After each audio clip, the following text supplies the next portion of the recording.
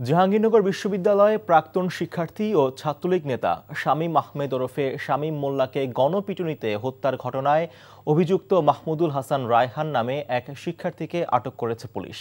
ভোরে গাজীপুরের জয়দেবপুর থানার হোতাপাড়া এলাকা থেকে বিশ্ববিদ্যালয়ের ইংরেজি বিভাগের ওই শিক্ষার্থীকে আটক করা হয়।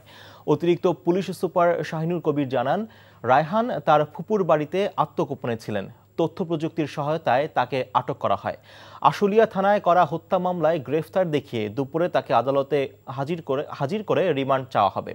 এর আগে গত বুধবার ক্যাম্পাসে পিটিয়ে হত্যা করা হয় সাবেক শিক্ষার্থী ও বিশ্ববিদ্যালয়ের শাখা ছাত্রলীগের সাংগঠনিক সম্পাদক শামীম মোল্লাকে। প্রতিবাদে উত্তাল হয়ে ওঠে ক্যাম্পাস। এ ঘটনায় অভিযুক্ত ৮ শিক্ষার্থীকে বহিষ্কার করে তাদের বিরুদ্ধে হত্যা মামলা করে বিশ্ববিদ্যালয় প্রশাসন।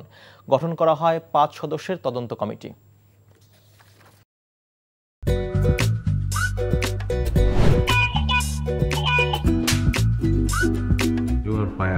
লোকটা একটা মেন্টাল। নিশ্চয়ই এই লোকটা প্রতিদিন বউয়ের সাথে ওরা ধরা ঝগড়া করে আসে।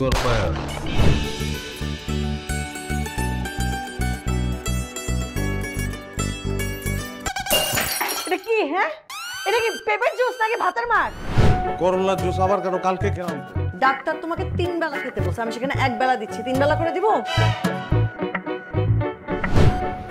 আমার অপরাধটা কি ছিল? কি অন্যায় করছিলাম আমি? এরকম চিৎকার চেঁচামেচি করলে সোজা দারোয়ানের রুমে পাঠিয়ে দিব। খুবই সুন্দর লাগছে। ওটা আমি না, ওটা প্রমা। আসসালামু আলাইকুম দুলা ভাই, কেমন আছেন? ডার্লিং, আসো, তাড়াতাড়ি আসো। আমার একমাত্র শালি প্রথম বাসায় আসছে। দুলা ভাইকে ভালোবাসিস? জানি না ভালোবাসে কিনা।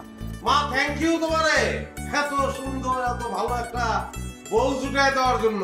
তুমি এমন সুন্দর, যে কোনো ছেলে তোমাকে একবার দেখলেই প্রেমে পড়ে যাবে। কি ডার্লিং, কফি খাওয়া?